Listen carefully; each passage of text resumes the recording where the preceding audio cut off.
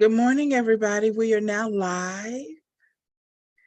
How y'all doing today, ladies? Happy Friday. Happy Friday. Happy Friday. We were off last Friday because I was at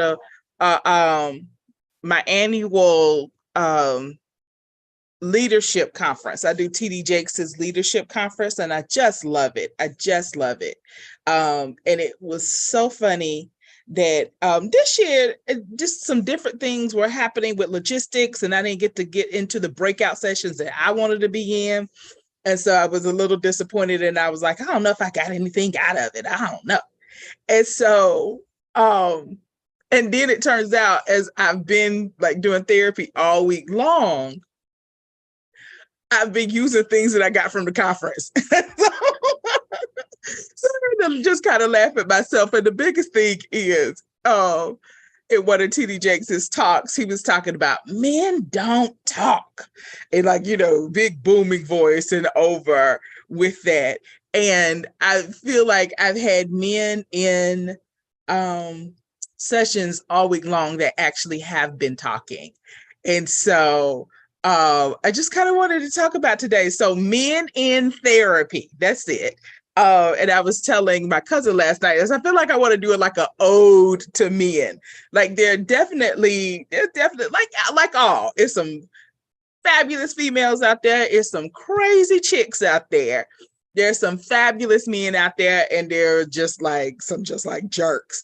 But this week, I feel like I've been having just fabulous men in therapy who've been talking and articulating themselves well, and really like in process of trying to make their relationship better, trying to make their relationship be what they know it could be. So I think the topic I want to talk today is about men. But if you guys had to talk to men about being in therapy, if a man out there is like, I don't know, because I don't know what that therapist lady gonna tell me, especially sex therapy, right? Like, how some lady gonna tell me about my dick and what I do in my bedroom? Like, what would y'all want them to know? So we'll start with you, Sherry. And what do you want them to know? Well, that therapy is a judgment-free environment, and it's nothing to really be afraid of when you come to therapy, and that sometimes the opposite sex can tell you a little bit about yourself because they experience you. Definitely so. Okay. All right. What have you noticed about men the most, kind of since you've become a therapist and you've been dealing with them in therapy? What have you noticed? Okay, so most of the time men will say, I never really did nothing like this before. So right then and there, they let you know, I'm trusting you. Right? Because I never even entered this part of my life. I've never, so I'm trusting you. So I'm letting you know that. And most of them will say, they'll ask questions. Do you see me in there saying the same thing I say? Mm-hmm. Yeah. So I think sometimes verbatim. just knowing that they're not alone. Yeah. And they're not the only ones feeling these vulnerable ways, right? So a lot of times when men get with other men, sometimes they do express their vulnerabilities, but sometimes they don't. And the way that they express their vulnerabilities could be very different than how they do it in therapy. Right. Very, very true. One of the things that I hear from men a lot in therapy is, well, two things. One is I'll hear men say something to the effect of, man, I don't guess I ever really just sat down and talked about myself. Like, I don't know if I ever did this before. And then two, I'll hear men say, especially if they're like over the age of 40, it absolutely breaks my heart. But I'll hear men say, I've never had anybody listen to me before. I've never had anybody listen to me before. And so, that just so breaks my heart. Like, because I'm a therapist, right? So I'm all about to do it. If nothing else, I should be able to listen to you with that. But to think that anybody, male or female, they're walking around and they're not being listened to, they feel like they don't have anybody who's listening to them. and that they have things to say. Therapy is a good place to get that done. And so it's always nice when I hear a guy says who's saying that, and now he finally feels like he's being heard. Okay, Jessica, what have you noticed so far? I noticed that men kind of compare themselves to other people more than women. And they have this image in their head to where who they thought they were going to be based on family or things that they're trying to run away from family experiences. And they feel like they have to carry the burden, or the burden's even heavier than the female. Like, I'm not who I thought I should be. And I want her to understand it's not her, just I want to be at a certain place where I can be better for her. That's really, really good. I'm glad you said that, because I've had recently, and yeah, the funny thing about therapy, and Sherry, you've experienced this, Addison, I don't know if you experienced it yet. Sometimes it's like, it'll be like a theme, like everybody will walk in and like the same, and it's a theme, you having the same conversation. It's so interesting. So the theme of late for me has been the last couple of weeks is men who were comparing, let me see how to verbalize it. Okay, let me say real. Men are concerned that their current female partner, I'm going to say wife for the purpose of this conversation, did other sexual things with other men when they were younger that they're no longer willing to do with them. And they're upset about that, and they're feeling less than. Well, you did it for him. I don't understand why you would do it for me. Or you had sex with him all of these times. I don't understand why you won't do it for me. And so I feel like I've been trying to explain, and I like this one analogy I told one couple. It's like you saying, well, you rob banks with him, why won't you rob banks with me? And it's just like, I was 18. I was stupid. I did anything he said. I didn't think about what I wanted. I just was trying to please him. Like, and now I'm grown. I know what I like. I know what I don't like, and I can make a decision. I'm no longer like a little digmatized girl just following around everything. Like, I'm a grown woman now, and there's a difference. And so embrace that. And I think the other thing I've been trying to tell guys is, let me see how to say this in a professional way. Okay, I can't say it in a professional way. So say it. Say it. No. Right. Okay. All right. There are women, and there are times in a woman's life where you just want a fuck boy. You ain't got time. He is just a fuck boy. He is. And so you may do things with a fuck boy that you may not do with anybody else, but that relationship is something completely different, and you going at it for completely different reasons. And so, and a lot of people who just dealing with a fuck boy or a fuck buddy or whatnot, these are not people that you want to deal with in the light of day. These are not people that you would take home to meet your mama, your daddy. These are not people that you want your coworkers to meet. These are not people you bring into the Thanksgiving dinner. Like, it's not. They are from midnight to 8 a.m. You do what you do, we do what we do, and that's it. And so I feel like I've been trying to explain that a relationship, a marital relationship, a long-term relationship has to carry the weight of, we're financial partners, we're domestic partners, we're co-parents, we are maybe church members together, but we're taking care of each other's families. It's a lot of stuff that has to go into that relationship with that also impacts what's happened sexually. And so sometimes I want men to have a better understanding of that a better understanding of women. If I could like just sit down and be like, I want you guys to know, like, we are women. Like there are all these things that impact it. And for many of us, we can't just be tapped on the shoulder and roll over. Like one of my clients said a long time ago, like, my clit is not a push start. Like, it's not, you can't just like hit one button and think that we're ready for sex.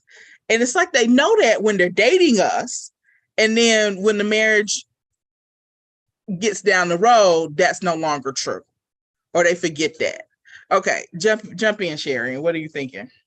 I'm thinking that sometimes men have to, even though this is an ode to men, you have to take responsibility for the type of messages you give woman, for the type of wife you want. So the messages are already there. I ain't gonna have no wife that do this. I ain't gonna have that wife that do that. I don't want no wife that. And so when you start hearing these things as early as high school, even up, and so now they're changing too. So maybe they do want a wife that's like this. Maybe they do want a wife that do these freaky things, or they don't. And then sometimes you just have to normalize, like sometimes men will say, before I get married, these are some sexual experiences I want to have. But I don't plan on having these same sexual experiences in my marriage. Like, my bachelor party was wild. It was crazy. Yeah. I did some things that I would never say, and so it can be the same thing for women too.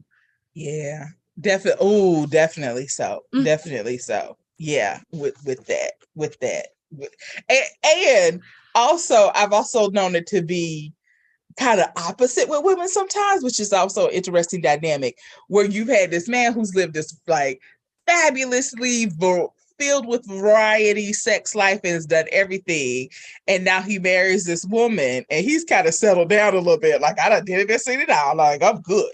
And she's like, but I was waiting till I got married to do all of these things with my husband, and da da da da. He like, I've been there, done that, like with that. And so that's always an interesting dynamic with that. Because I think people think every relationship, like every man is saying, do everything for me all the time. And a lot of men like, I did that. I hung upside down on the chandelier. It wasn't all that. Right. Matter of fact, I almost broke my back doing that. They just want a little, sometimes couples just want a little adventure. Yeah, definitely. And I say get intentional in playing that.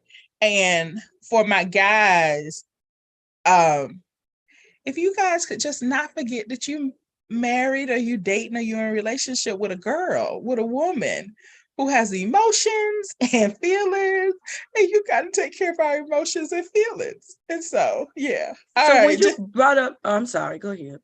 Well, I wanted to check in with Jessica Addison real quick. And so after she says whatever she wants to say, then go back to you, Sharon. Go ahead. I was just going to say, some men who have had their experiences, their sexual adventures, and now they're in a real quote unquote relationship. I hear a lot of men saying, well, I've never had that problem before, and I feel like I'm giving her my first true relationship, so I don't understand what else she wants from me. They don't have experience in those, considering somebody else's feelings and emotions. They just think it's like cut and dry. So really knowing that you have to put in a little bit more work, and it's not like in college days where you didn't have to worry about anybody's emotions. Y'all just wham, bam, and you're done. And you can do whatever you want to. It's some work you have to really do, and some skill you have to develop. Yes. Let's say that part. Okay, Sharon, what were you going to say? Okay, so now I'm thinking about something different. I don't even remember what I was going to say first. I know, that was so good, Jessica. Like, oh my God. Like, okay. Look, now my mind's been completely wiped out. So what was I about to say? Well, I'm thinking a few things. I'm thinking, because I was thinking about how you were mentioning themes, and I think that I have had a reoccurring theme of the week, which is, how do you normalize sex as a domain in a marriage? Just like quality time, just like affection, just like other things, other areas of the marriage, right? Communication. So how do you start viewing sex as a domain in the marriage, to where you say, because sometimes partners will, like the whole little, well, it's my body, so I don't have to do anything that I don't want to do. Well, maybe you do. Long as this, in a consensual way, right? So maybe, right. Not in a way where it's going to cause you trauma or anxiety, not that way. But, well, maybe you do, because say you like quality time. What if this person's like, my time, my choice. I don't want to spend any time with you. Right. Or what if they did that with communication? Like, right. I don't feel like communicating, so I'm not. Like, and there's no effort to try. Like, so I'll holler at you in 4 months. So how do you start understanding each other as that? So I'm gonna toot your horn on this, and I'm gonna say It needs to start, I hope, I wish, I want, which is why we do our premarital, but it needs to start in premarital counseling. And if you are a couple who is not going to get married, I still think you should go through premarital counseling so that you can say, and in our premarital counseling, we have an area that we talk about sex. What's the expectations? What do we do? What do we do if, for whatever reason, for health reasons, we're unavailable sexually to each other for a year, 2 years, 3 years, 4 with that. So there are women out here who have endometriosis or a lot of vaginal pain. Like, what does that mean in a relationship? What are we willing to do? What are we not willing to do? What if we're really unhappy with the sex life? How do we compromise on that? With that. And so I would love for couples to have those conversations, just like they have conversations of how do you think the family finances should be run? How do you think we should raise our children together? And really talk about it. And I think what happens is because love feels so fabulous. And when we find somebody and when we love them and you're in that new relationship energy, everything just flows and clicks. And so it's hard to see or think about, okay, what about when this love that we have isn't enough to sustain the relationship with that? But that's a part of being an adult, right? You got to save money. So when I don't have this, whatever $100,000 job, I won't starve. And so I think that's just about kind of being an adult and really knowing it won't always be this good. So what do I need to do? But I would love for couples to have those conversations early. Even in premarital counseling, it's still like, even though we introduce it as a topic and a thing that goes along with marriage, it's almost like the response towards sex is always completely different than all the other topics. So it's almost like it's sex and then everything else. So I think they're making that connection that is definitely a category in your marriage. Gotcha. And it's so funny. This is so funny that you say that because, A, I believe you. I think it's absolutely true. But it's like sex is the one thing for a lot of couples in a lot of different cultures that sex goes with marriage. And so I was saying, and I've said to clients, I'm sure I probably said it to you guys as well, like you could be domestic partners with your sibling or a friend. You can be financial partners in a household with your parents. You can move your mama in and y'all can financially do this thing together. You can have a companion with friends and siblings and da da da da. The marital relationship or romantic relationship, sex is really what defines it as being different from any other relationship.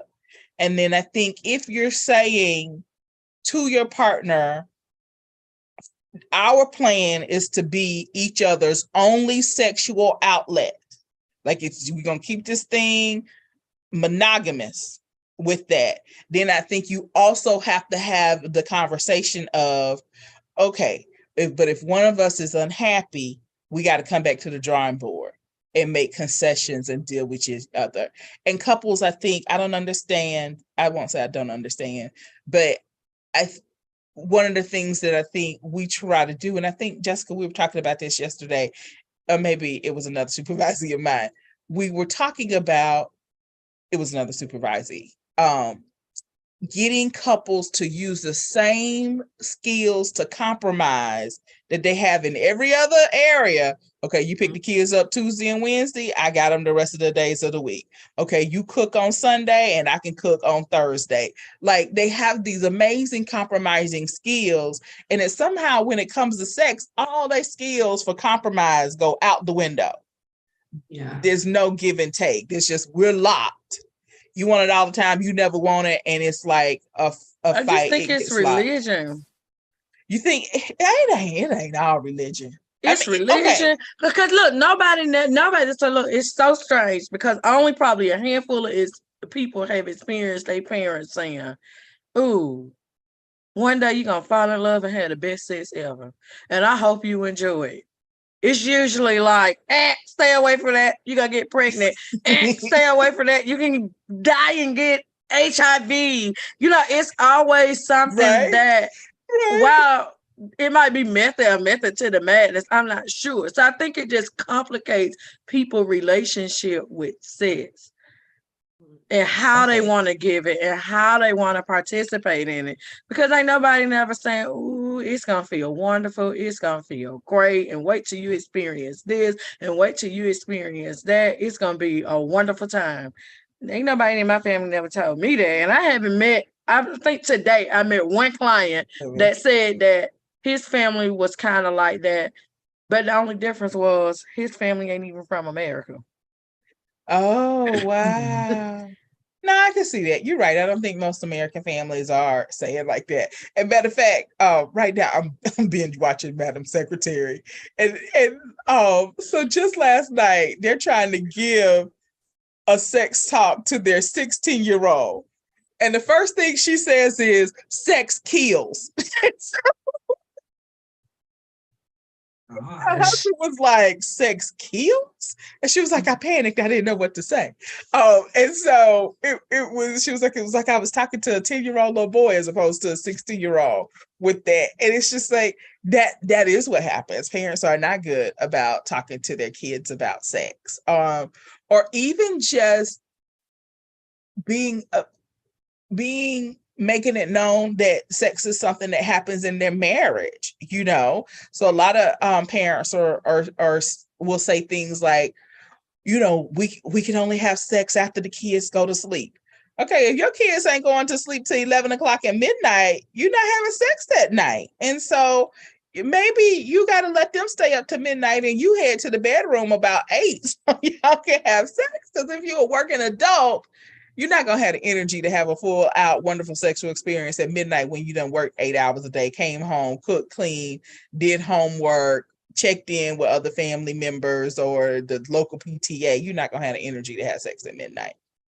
But come on with that. So, okay, we got 4 minutes left, and I feel like we veered away from the topic of men because I just wanted to know y'all are that they are so fabulous. So fabulous. All right. So share your closing words about men coming into therapy, men being in therapy. What? Okay. So I guess men don't be afraid to come to therapy. It's all good. You can come, kick off your shoes, and I mean that literally. Lay on the floor, I mean that literally. Lay back on the couch, I mean that literally. And just embrace an experience where you can finally be you. Yeah. Yeah. That's true. Yeah. If you are one of those men out there, because that just hurt my heart so much that you feel like there's nobody to listen to you, then I'm going to say try therapy. Like, please try it. You are, I mean, even a terrible therapist should be able to listen to you. And so it's very low risk just to try it and see what that is. I think women innately understand the power of conversation because it does so much for us.